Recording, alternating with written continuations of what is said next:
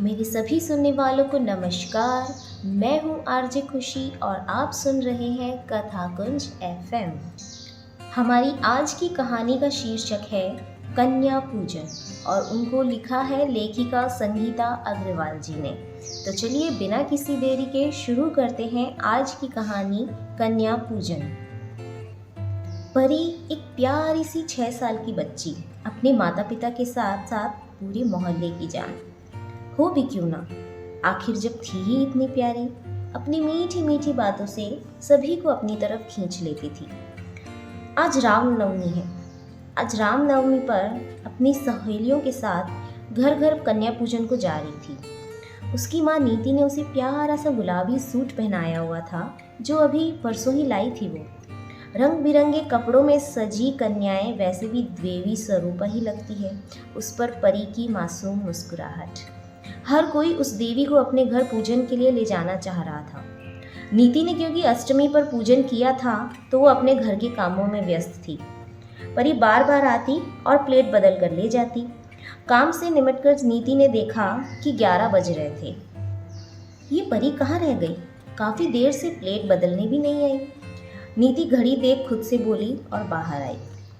बाहर से बच्चों की टोली नदारद थी। उसने सोचा गए होंगे किसी घर में पूजन को। वो खड़ी होकर परी का इंतजार करने लगी।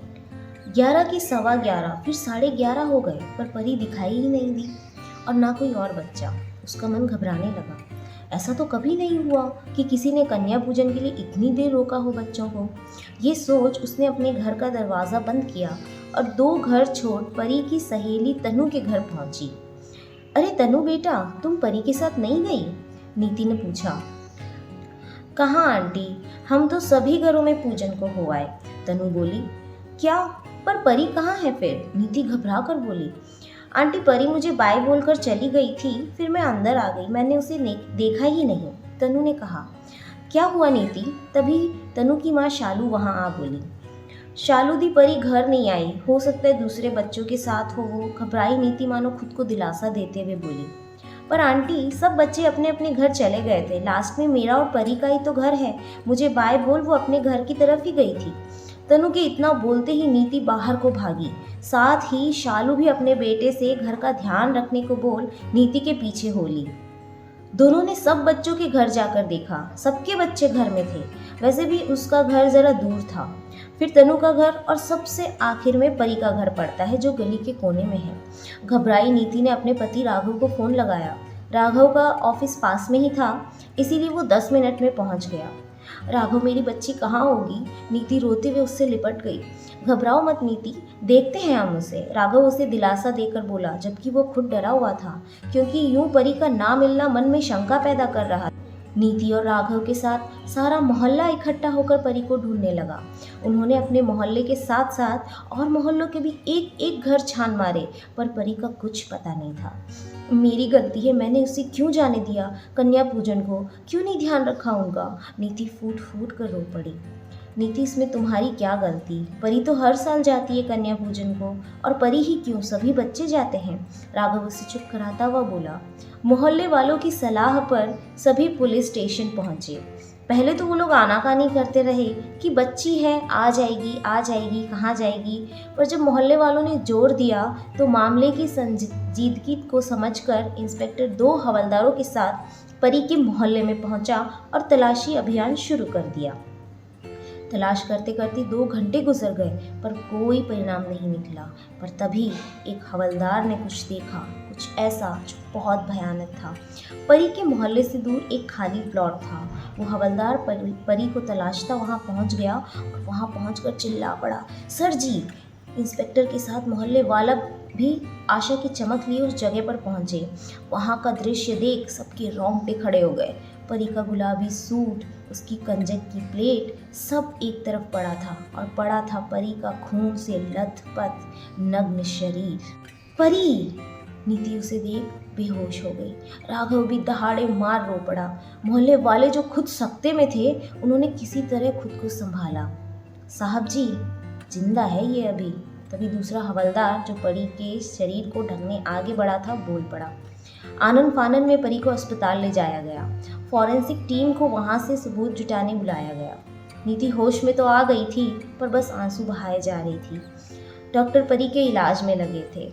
बलात्कार का जुल्म वो मासूम नहीं सह पाई थी, जिससे उसके निजी अंग काफ़ी क्षतिग्रस्त हुए थे।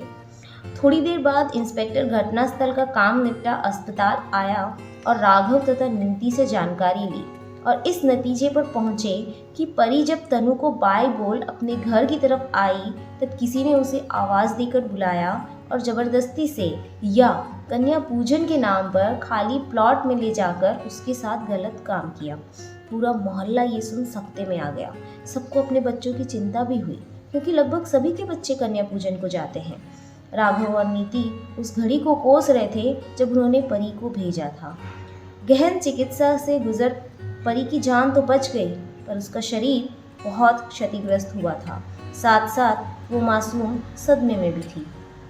वहाँ से मिले सबूतों के आधार पर और चौराहे पे लगे सीसीटीवी की मदद से पुलिस अपराधी तक भी पहुँच गई। वो शख्स उस मोहल्ले का था भी नहीं, बल्कि वो तो उस जगह का भी नहीं था।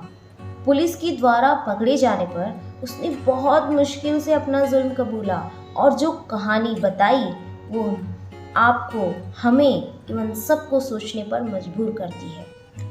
असल में वो शख्स जब वहाँ से गुजर रहा था तो उसके फ़ोन पर उसके दोस्त ने एक वीडियो भेजा, जिसे देख उस इंसान की इंसानियत मर गई और वो वासना में डूबा वहशी दरिंदा बन गया। उसी समय परी ने तनु को बाय बोला तो उस शख्स की नज़र परी पर गई। जिस परी को देख मोहल्ले वालों को प्यार आता था, उस परी को देख उसकी वासना और भड़क गई। जैसे ही तनु अपने घर में गई, उसने परी को आवाज़ से बुलाया, उसे बहला कर ले गया और खाली प्लॉट में ले जाकर हैवानियत को अंजाम देकर चुपचाप वहाँ से निकल गया। राघव ने जब उस शख्स को पुलिस के साथ देखा तो उसका खून खौल उठा और वो उसे मारने को दौड़ा। पुलिस ने बीच बचाव कर उसे छुड़ाया और जेल भेज दिया। वो शख्स अपने गुनाह की सज़ा पा रहा है, पर परी और उसका परिवार, वो तो मासूम था, उन्हें किस गुनाह की सज़ा काटनी पड़ रही है? क्या बेटी होना या बेटी पैदा करने की या फिर कन्या पूजन में जाने की? ये ऐसा सवाल है जिसका जवाब किसी के पास नहीं है, क्योंकि आए दिन ऐसी घटनाएं हो रही है और हम लोग कुछ नहीं कर पा रहे हैं। हमारी बच्चियां कहीं सुरक्षित नहीं, किसी दिन सुरक्षित नहीं। उन्हें भले देवी बना पूजा जाता है, पर सदियों से हवस मिटाने का साधन भी समझा जाता है।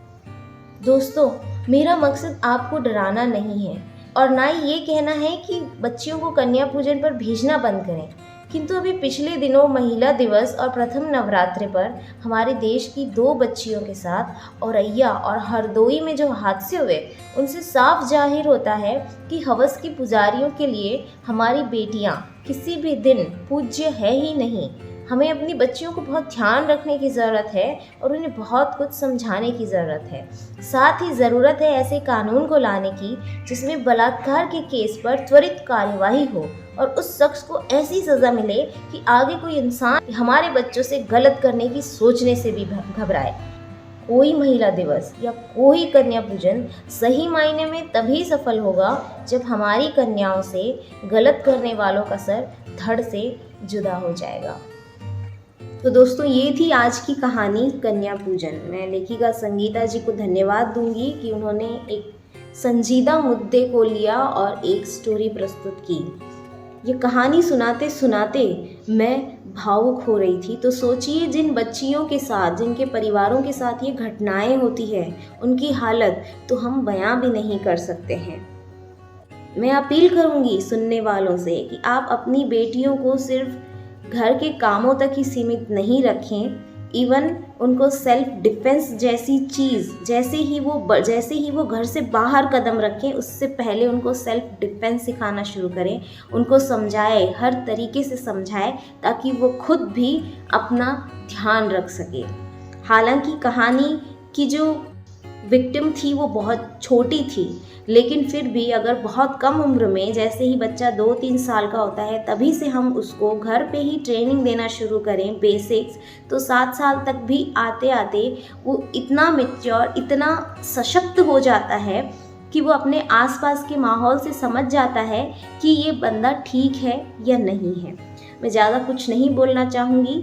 आप बस अपना ध्यान रखें और अपने आसपास के माहौल का भी ध्यान रखें। मैं आऊँगी आपके पास एक नई कहानी लेके जल्द ही। तब तक के लिए धन्यवाद। Bye bye. Take care.